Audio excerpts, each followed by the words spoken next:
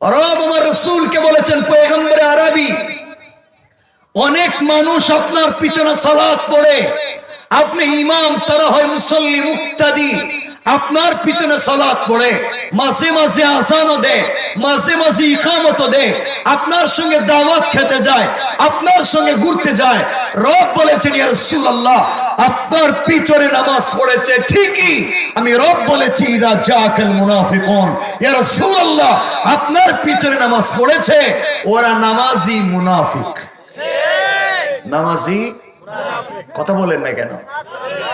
রব আব্দুল্লাহ ইবনে উবাই ইবনে সালুল এবং তার গংদেরকে উপলক্ষ করে বলছেন, ইদা জাকাল মুনাফিকুন, ইয়া রাসূলুল্লাহ, আপনার পিছনে সালাত পড়ে, আযান দেয়, ইকামত দেয়, আপনি তার ইন্তেকালের পরে নিজের জুব্বা মুবারক খুলে তার কাফনের ব্যবস্থা করতে চেয়েছেন, আপনি তার জানাজায় হাজির হয়েছেন, সর্বোপরি চেয়েছেন সে ভালো হয়ে জান্নাতে যাক। রব বলেছি, আপনি একটা জুব্বা করে 1 কোটি জুব্বা ওরে পরাইয়া দেন, 1 লক্ষ বার জানাজার ইমামতি করেন, আমি বলছি ওর নাম মুনাফিকের খাতা থেকে কাটা যাবে না। বুঝা গেল শুধু নামাজ পড়লেই মুসলমান হয় না, বহুত নামাজি আছে মুনাফিক। আরে কথা কয় না কেন? আপনাদের এলাকায় নামাজি মুনাফিক নাই? বলেন না কেন?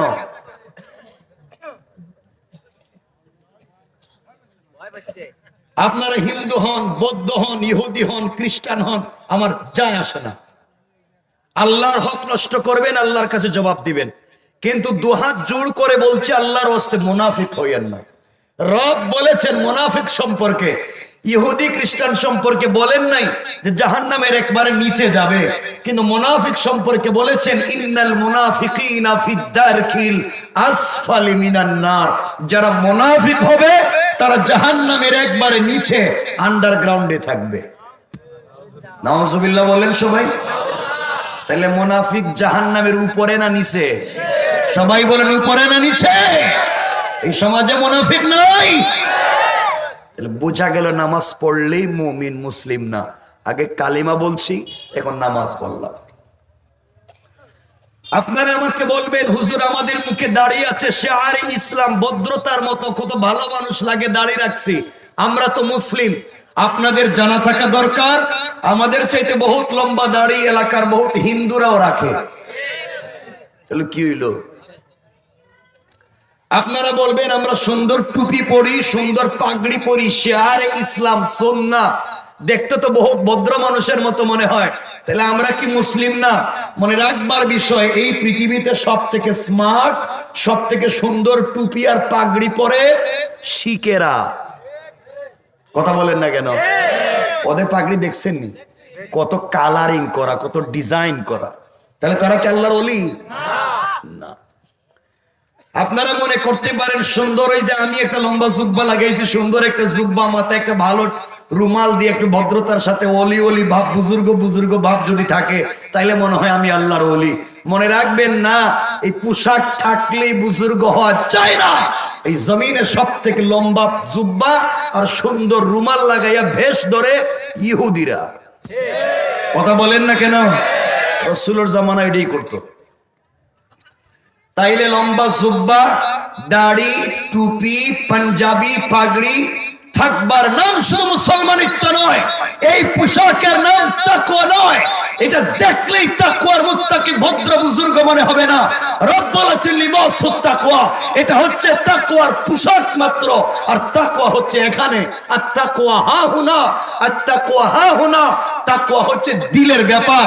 উপরে সুন্দর জুব্বা লাগাইয়া ভিতরে বদমাইশি রাখলে চলবে না। এই জন্য এই জমিনের বহুত দাড়িওয়ালা, টুপিওয়ালা, পাঞ্জাবিওয়ালা, পাগড়িওয়ালা, জুব্বাওয়ালা বহুত বড় বড় বদমাইশ, ঠিক কিনা বলে? পোশাকে ইসলাম নয়,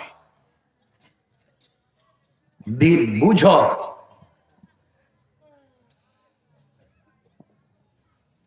সুতরাং আমাদেরকে দিন বুঝা লাগবে। কষ্ট পাচ্ছেন আমার কথায়? এভাবেই কথাগুলো বলতেছি আপনাদের বুঝবার জন্য, সুযোগ থাকলে সামনে দিয়ে বলবো। আপনারা অনেক আছেন, ওই যে বাপ দাদার পক্ষ থেকে আমরা ফিরি ফিরি পাইছিলাম কালিমা, জন্ম নিয়েছি, মোহাম্মদ অমুক তমুক অমুকের ঘরে এই তো মুসলিম হয়েছে, কিন্তু আদৌ আজ পর্যন্ত জানলাম না ইসলাম আসলে কি। ইসলামটা আসলে কি, কি আমাদেরকে বুঝাতে চায়? আপনারা কি বানিয়েছেন ইসলামকে? কোরআনে কারীমকে আল্লাহ বানিয়েছেন। কোরআনে কারীমের 13 নম্বর পারা 14 নম্বর সূরা, সূরা ইব্রাহিমের প্রথম আয়াতে আল্লাহ বলছেন আলিফ লাম রা কিতাবুন আনজালনাহু ইলাইকা লিতুখরিজান নাসা মিনাজ যুলুমাত ইলান নূর।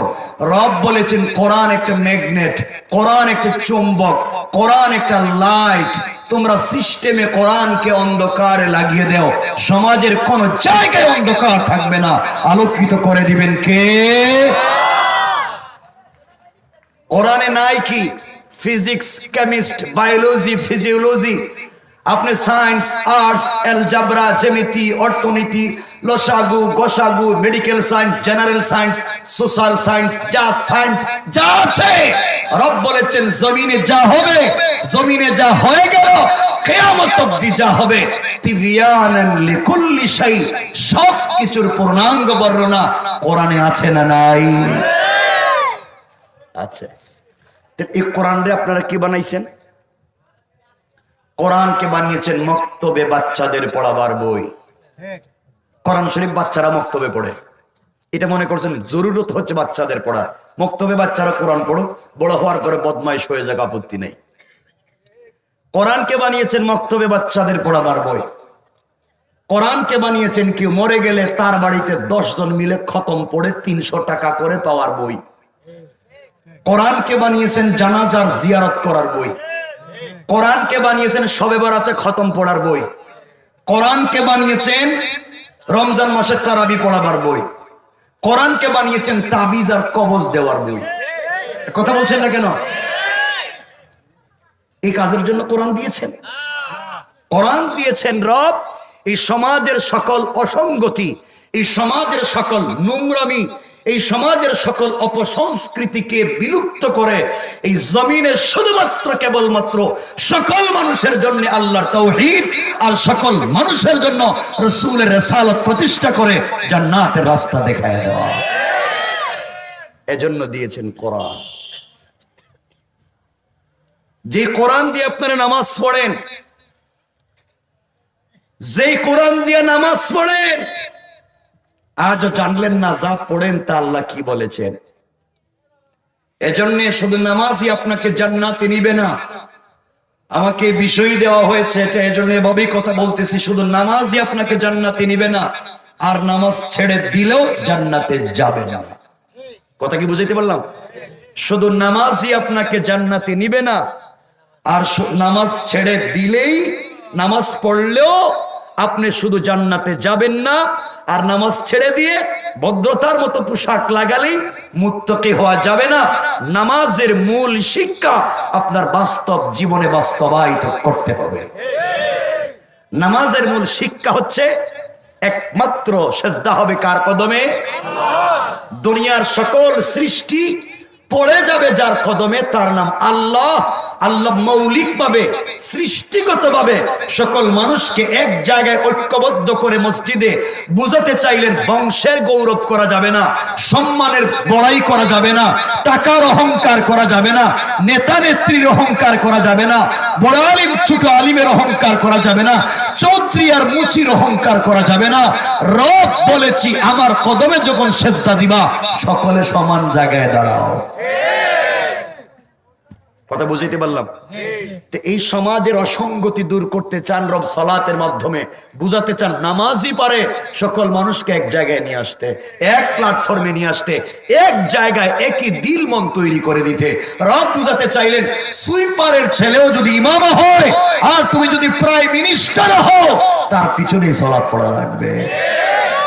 রব বুঝাতে চান সালাতই পারে এই সমাজের সকল মানুষকে উঁচা নিচা সব ভেদাভেদ ভুলে দিয়া এক জায়গায় নিয়ে আসতে পারে একমাত্র সালাত। একমাত্র সালাত। মনে থাকতেছি না আমার কথাগুলা? এগুলা বুঝেন, সামনের কথা ভালো করে বুঝবেন। কিন্তু এই সালাতকে আপনারা কেমনে পড়েন? এই নামাজটা আপনারা কেমনে পড়েন? শুধুমাত্র রুকু সেজদা দেওয়ার নামই তো নামাজ না।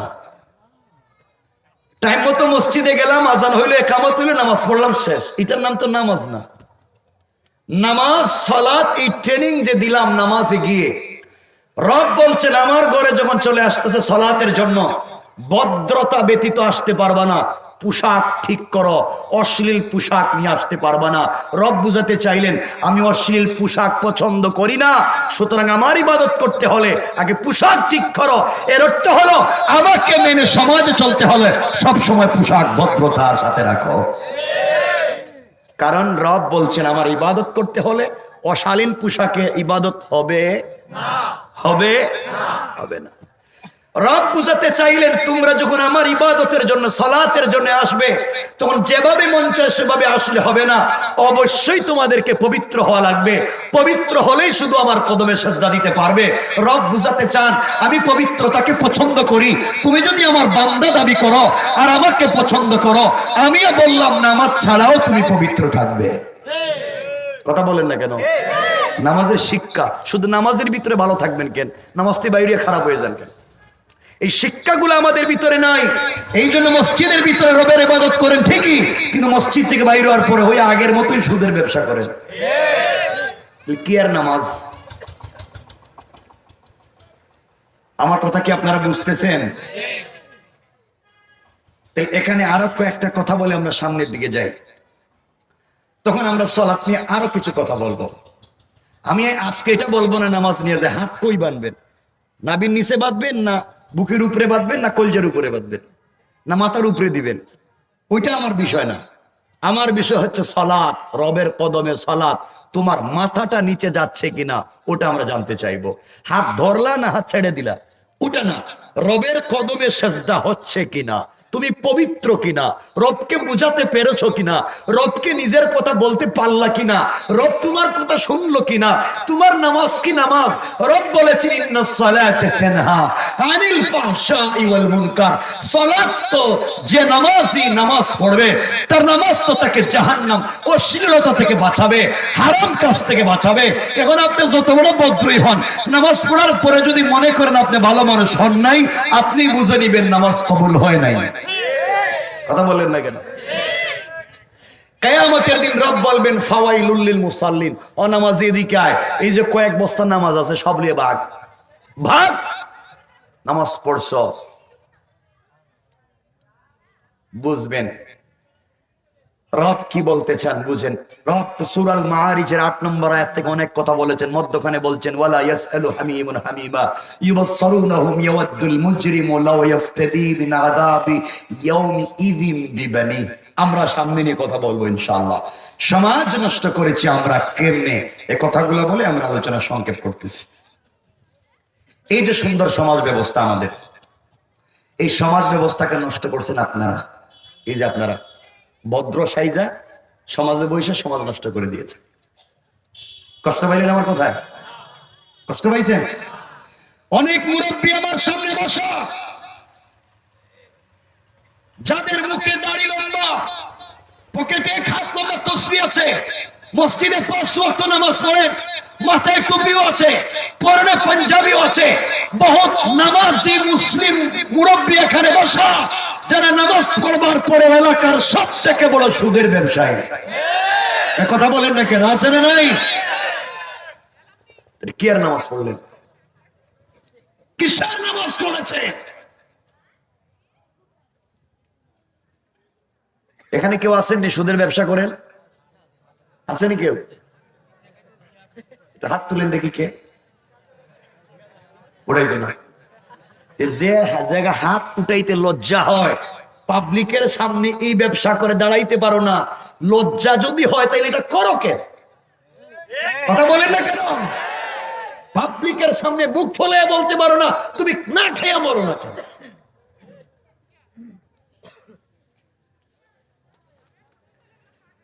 যারা সুদের ব্যবসা করে তারা তাদের মায়ের সাথে জিনার মতো অপরাধ করে। যারা সুদের ব্যবসা করে তারা আল্লাহ এবং তার রাসূলের বিরুদ্ধে যুদ্ধের মতো অপরাধ করে। যারা আল্লাহর বিরুদ্ধে যুদ্ধ করতে চায়, যারা রাসূলের বিরুদ্ধে যুদ্ধ করতে চায়, যারা তাদের মায়ের সাথে জিনার মতো অপরাধ করে, তারা যাই হোক মুসলমানদের সমাজে বসবাস করবার ন্যূনতম কোনো অধিকার নাই, ন্যূনতম অধিকার নাই। ঠিক কিনা? আপনারা শয়তান খুঁজে পান না, আপনারা শয়তান মারবার জন্য উমরায় যান, সৌদিতে হজে যান, ওখানে গিয়ে জামারাতে কঙ্কর মারেন, পাত্তর মারেন। মুরব্বী একজনকে দেখলাম এইবার হজে গিয়া মনে হয় রাগ উঠে গেছে শয়তানের উপরে, পায়ের জুতো খুললে মারতেছে, লাফ দিয়ে মারতেছে, রাগে শয়তানরা ওখানে মারতেছে গিয়ে। ওই শয়তান তো জীবনে সুদ খায় নাই। কথা বলেন না কেন? কথা বলেন না কেন? এই শয়তান তো জিন্দেগিতে সুদ খায় না। আর তোমার আশেপাশে শয়তানের অভাব নাই, সুদও খায়, তসবিও পড়ে। কথা বলেন না কেন? কথা বলেন না কেন? শয়তান মারার জায়গা পাইতেছেন না খুঁজে, কষ্ট হইতেছেন মনে হওয়ার কথা।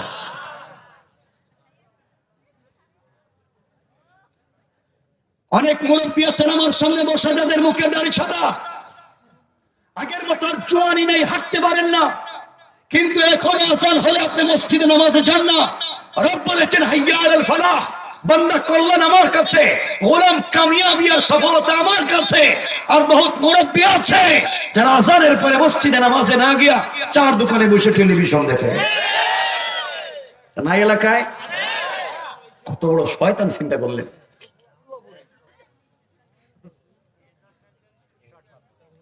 আপনাদের কষ্ট হইতেছে মনে হয়, একটু হাত উঠান তো দেখি কারা কষ্ট পাইছেন।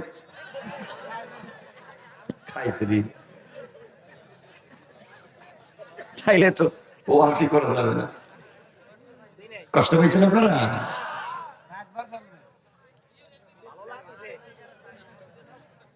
আমার তো বিষয় এটা, তো আমাকে কথা বলতে হবে এভাবে। কারণ সলাতের তো বহুত পর শুনছেন, সলাতুল এইটা হয়, সলাতুল ওইটা হয়, সব বাদ, যেগুলো শুনছেন তো শুনছেন, ওগুলো কি ওয়াজ করে লাভ আছে? এমন নামাজি আসেনি এলাকায়। সমাজ ব্যবস্থাকে নষ্ট করতে করতে আপনারা এমন একটা জায়গায় নিয়ে গিয়েছেন, এমন একটা জায়গায় সমাজ ব্যবস্থাকে আপনারা নিয়ে গিয়েছেন, যারা বিলিস পলিটিক্স করে, গ্রামের রাজনীতি করে, গ্রামের মোড়ল, গ্রামের মাতবর, গ্রামের বিচারী, পঞ্চায়েতের মুরব্বী, এলাকার লিডার, এগুলোই তো আপনারা কোন। আপনারা মাতবর কোননি, কি কোন? মাতবর, মাতব্বর কোন, মাতবর কোন, পঞ্চায়েতের মুরব্বী কোন, এলাকার বড় মুরব্বী কোন?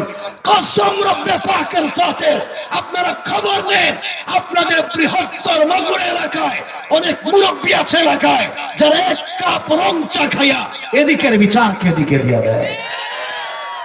নাই তো এরে নামাজে কি কাজ করলো? এর নামাজ দিয়ে লাভ হইছে এটা কি? এই নামাজ দিয়ে জান্নাতে যাওয়া যাবে না। অনেক মুরব্বী আছেন, কেউ রাগ করবেন না, চিনি না আপনাদেরকে আমি, ডাইরেক্ট গাড়ি থেকে নাইমে এসে গেছি স্টেজে। অনেক মুরব্বী আছেন এলাকায়, যাদের হাতে 500 টাকা 1000 টাকা ধরাইয়া দিলে বিচারে ডাইনের বিচারে বাম বানাইয়া দেয়, ঠিক কিনা বলেন? আর কিছু তো পাক্কা মুসল্লি মুরব্বী আছে, গ্রামে 2 জন দিয়ে মাইল লাগাই দেয়, এর কাছ থেকে 500 লয়, ওর কাছ থেকেও 500 লয়, এর বুদ্ধি দে, রাস্তা বন্ধ করে দে, বিচার আমরা কম, মদ দোকানে 5000 টাকা খাইব। এ কত কোন টাকা না এলাকায় নাই এগুলা।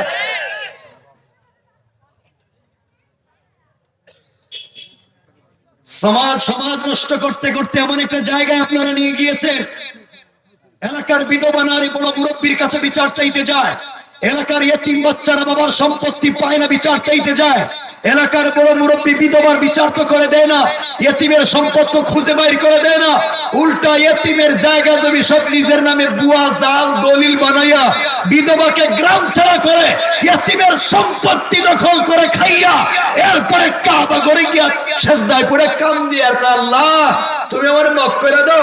আল্লাহকে বাটপার, তুই তো ছুড়ো না রে, দেখতেছি এ কথা কোন লাগবে? পাবলিক রে ঠকাইছস, গ্রামের মানুষের ঠকাইছস, এখন আমারও ঠকাইতেছে।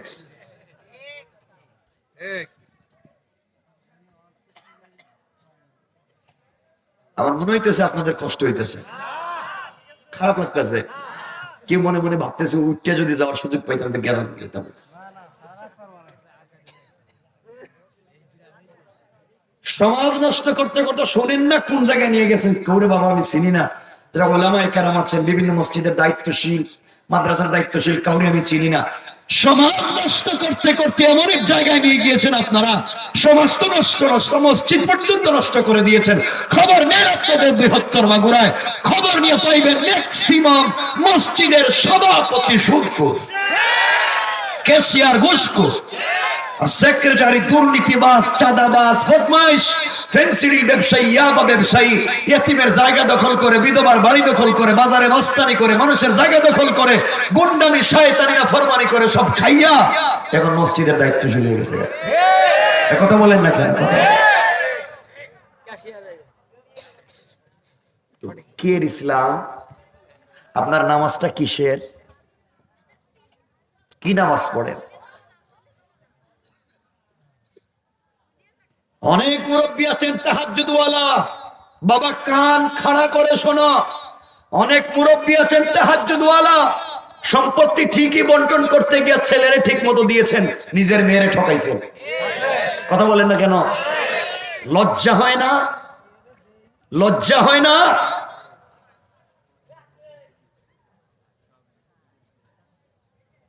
নিজের মেয়েকে সম্পত্তি দিচ্ছে না, ছেলেকে দিচ্ছে। আর আমি জানি না এমন মুরব্বী তো এখানে থাকতে পারে, ওই বিয়ার সময় যে বউর মোহর আনতেছিল, কাজের কাবিনের কাগজে লেখছিল যেটা মোহর, ওটাও কি দিছে কিনা আল্লাহ জানে। তো হেডে মনে দিছে না, নাকি তা আল্লাহ বাবা বুঝতেছি না কিছু। মোহরের টাকা বউরে দিছিলেন নি? হ্যাঁ দিছেন? মাফ করে দিছে? বাকি কোন দিন দিবে না? বয়স তো 70-এর উপরে গেছে গা। নামাজ পড়া ফরজ, স্ত্রীর মোহর দেওয়া ফরজ। মোহর দেন না কেন? এই নামাজ দিয়ে লাভ হবে কি? এক ফরজ পালন করতে গিয়ে লাগাতার আর এক ফরজ ছেড়ে দিলেন।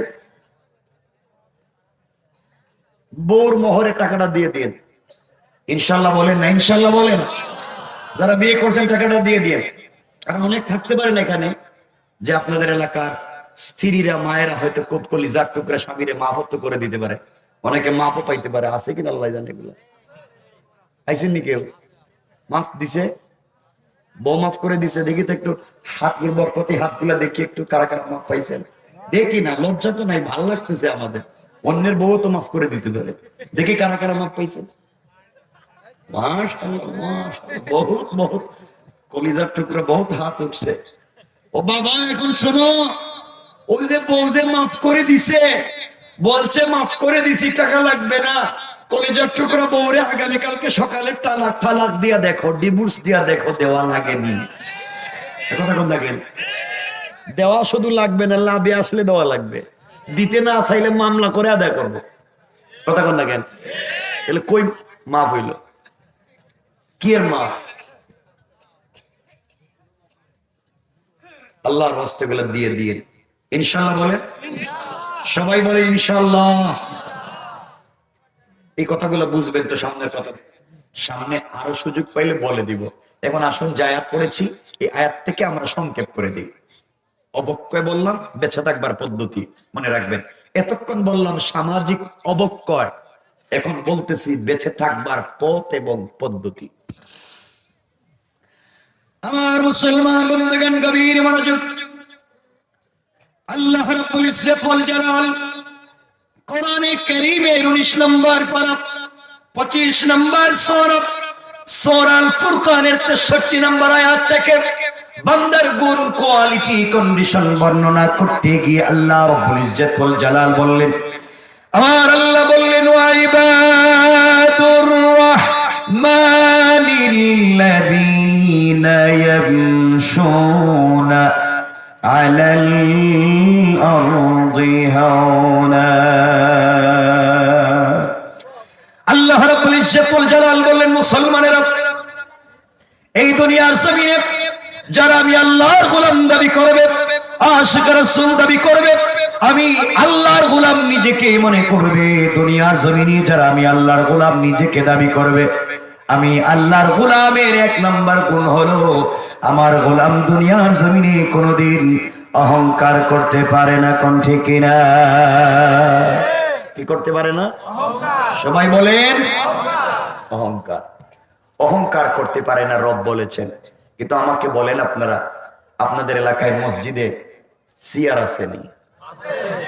কে বসে নামাজ পড়ে চেয়ারে? কিছু আমি কথা বললে বলেন না কেন? কিছু কে নামাজ পড়ে? অসুস্থ। যিনি অসুস্থ চেয়ারে বসে নামাজ পড়েন, তাকে কি কেউ কুলে করে নিয়ে গেছে? সবাই বলেন। কাঁধে করে নিয়ে গেছে? গাড়িতে করে নিয়ে গেছে? গেল কেমনে? আবার বলেন, আবার বলেন। হাঁটছে কি দিয়া? বসছে কেন? আবার কে মাজা ব্যথা? মাজা ব্যথাতে হাঁটলো কেমনে? ভালো করে বুঝেন, শুধু নামাজ পড়লে হবে না। আপনি পা দিয়ে হেঁটে মসজিদে গেলেন, হাঁটতে পারছেন, বসছেন কেন?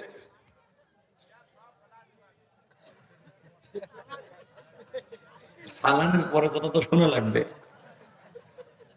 মসজিদের ভিতরে, আচ্ছা বাবা আমার রাগ করবেন না কেউ, আপনারা যে হাইটা গেলেন যদি, তাহলে বসছেন কেন? কথা কয় না কেন? নামাজের জন্য কিয়াম করা ফরজ, নামাজের জন্য দাঁড়ানো ফরজ। কোন কারণ ছাড়া যদি আপনি না দাঁড়ান, নামাজ হবে না, কিয়ামত অবধি নামাজ হবে না। যদি দাঁড়ানোর জন্য লাঠি লাগে, লাঠিতে বর দিয়ে দাঁড়াবেন। যদি হেলান দেওয়া লাগে, হেলান দিয়ে দাঁড়াবেন, তাও দাঁড়িয়ে নামাজ পড়বেন, নচেত নামাজ হবে না। ঠিক কিনা বলেন? ঠিক কি বুঝলেন? হাদিসের কথা তো, হাদিসের কথা। যদি আপনার দাঁড়াবার শক্তি না থাকে, কোন জিনিসে ধরে দাঁড়াবেন, তাও দাঁড়িয়ে নামাজ পড়বেন। যদি ধরে দাঁড়াবার শক্তি না থাকে, হেলান দিবেন। আমার রাসূল আম্মা জান আয়েশা সিদ্দিকা রাদিয়াল্লাহু তাআলা আনহার হাতের উপরে বর করে দাঁড়িয়েছেন, তো দাঁড়িয়ে দাঁড়িয়ে নামাজ পড়েছেন। সুবহানাল্লাহ। আপনি কেমন অসুস্থ? গিয়ে চেয়ার একটা নিয়ে বসে গেলেন, তাও হাইটার গিয়ে বসে যান। খবরদার, হাঁটতে পারলে বসলে কাজ হবে না। রব বলেছেন দাঁড়াতে পারো না বইসা পড়ো, বসতে পারো না শুয়ে পড়ো, শুইতে পারো না ইশারা করে পড়ো, যেভাবে পারো দরকার হলে পশ্চিম দিকে পাও দিয়ে নামাজ পড়ো, তাও পড়ো।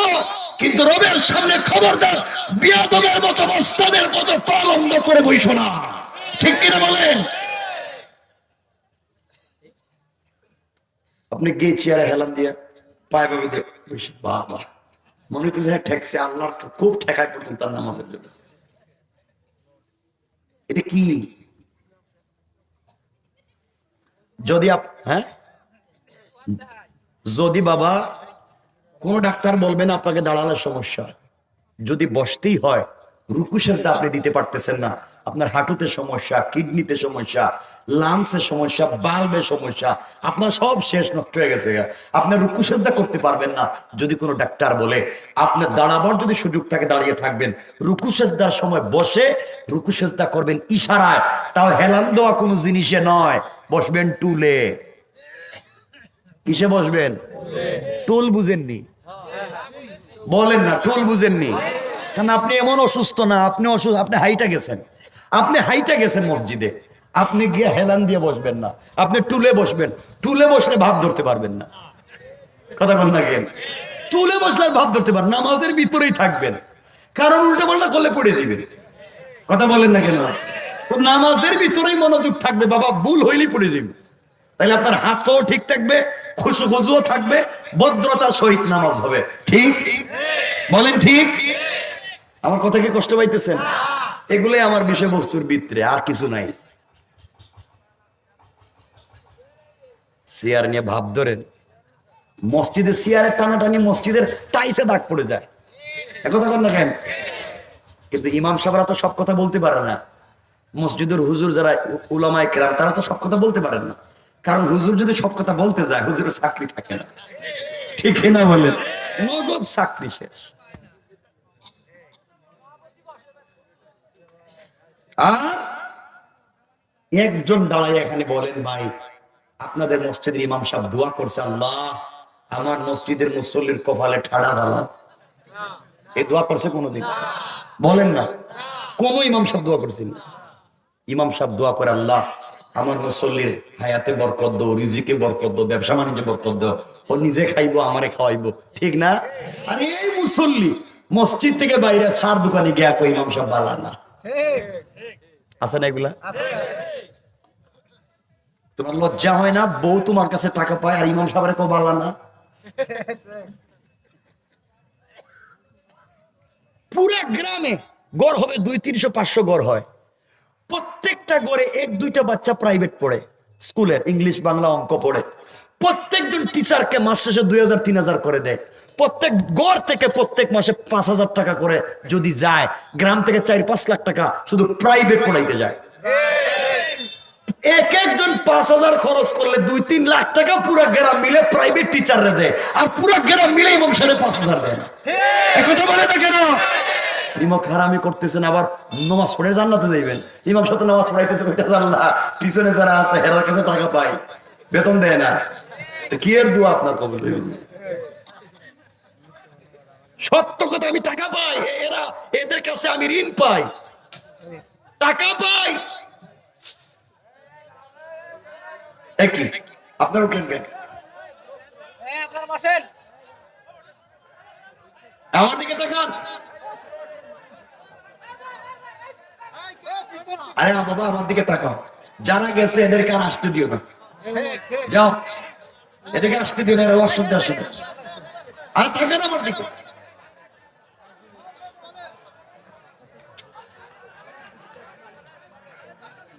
এই বাবা এখানে যদি চিল্লাতে, এখানে কি কথা বলা যাবে? আমি তো আমার দিকে তাকান না, কথা শুনেন। এই ভাই বন্ধ করো, এখানে ফিতনা করলে সব বন্ধ করো।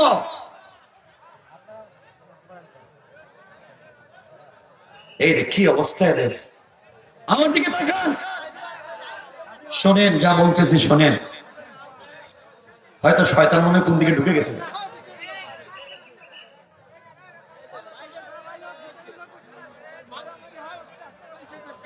কি নিয়ে আমার দিকে তাকাও, ফিতনা বাদ দাও। মনে করো আমরা এই কথাগুলা বলতেছি, এলাকায় কোন দিকে শয়তান ঢুকে গেছে, ঠিক কিনা বলেন?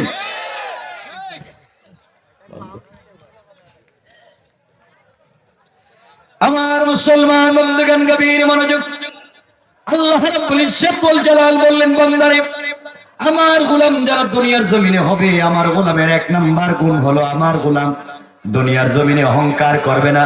সুতরাং এই দুনিয়ার জমিনে আপনাদের এলাকায় যাদেরকে আল্লাহ বড় আলিম বানিয়েছেন, শেখুল হাদিস, মুফতি, মুহাদ্দিস, খতিব বানিয়েছেন, ইউনিভার্সিটির রেক্টর বানিয়েছেন, কলেজের অধ্যক্ষ, অধ্যাপক, প্রফেসর বানিয়েছেন, বড় জ্ঞানী বানিয়েছেন, আপনি আপনার জ্ঞানের কারণে দুনিয়ার জমিনে অহংকার করতে পারেন না।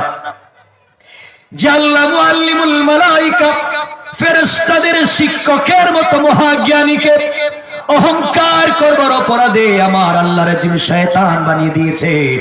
আপনিও যদি আপনার জ্ঞানের কারণে দুনিয়ার জমিনে অহংকার করেন, আমার আল্লাহ আপনাকেও শয়তান বানাইয়া দিতে আমার আল্লাহর 1 মিনিটও দেরি হবে না। কোন ঠিক কিনা?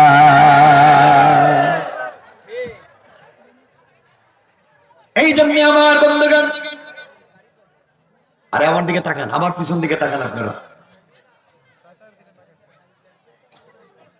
আমার বন্ধুগণ কথাগুলো বুঝেন। এজন্য আল্লাহর গোলাম দাবি করলে, নামাজি গোলাম দাবি করলে, ইবাদতওয়ালা গোলাম দাবি করলে অহংকার করা যাবে? সবাই বলেন যাবে? যাবে না। তাহলে বুঝেন, দেখি তো অহংকার করেননি আপনারা? না কইছে কারা? কি ওলিয়া উলিয়ার এলাকায় আইছে এরা। দেখেন তো অহংকার আসেনি এলাকায়? কেউ যদি এলাকায়, কেউ আল্লাহর ওয়াস্তে বলতেছি, কাউরে চিনি না আমি, আর সব খারাপ না, ভালো মানুষের অভাব নাই সমাজে, কেউ যদি এলাকা একটু বড় হুজুর হয়ে যায়, এলাকার বড় হুজুর, দেখবেন তিনি আর পাবলিকরে সালাম দেন না। কথা বল না কেন? আমি বড় হুজুর, আমি সালাম দিব কেন? আমারে সালাম দেব। কারণ বড় হুজুরে সালাম দিলে ঠিক মতো জবাবও দেয় না, ঠিক কিনা বলেন? মুসাফার জন্য হাত দিলে হাত বাইর করে না, অর্ধেক দেখো ঠান্ডা লাগতেছে অল্প দেয়। কিন্তু মুসাফার সময় যদি হাতে হাদিয়া দেন, হাদিয়া, হাদিয়া বুঝেননি আপনারা?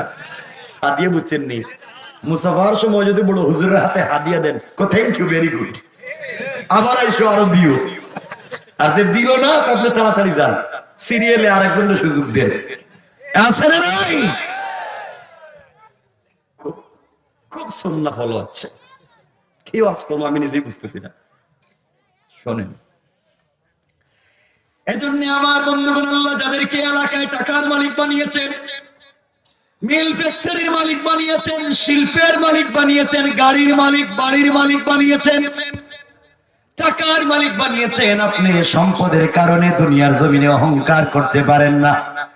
আপনি যদি আপনার সম্পত্তির কারণে অহংকার করেন, কোন মানুষকে ছোট মনে করেন, আমার আল্লাহ চাইলে আপনাকে 10 তলা থেকে থাবড়াইয়া গাছ তলায় নামাইয়া দিতে আমার আল্লাহর 1 মিনিটও দেরি হবে না। কোন ঠিক কিনা? এজন্য অহংকার করবেন না আমার বন্ধুগণ। আল্লাহ আপনাকে কোটি টাকার মালিক বানিয়েছে। আপনার মাগুরা শহরে বাড়ি আছে, আপনার ঢাকা শহরে বাড়ি আছে, আপনি গ্রামে আসতেছেন, কোটি টাকা দামের গাড়িতে আপনি বসে আছেন।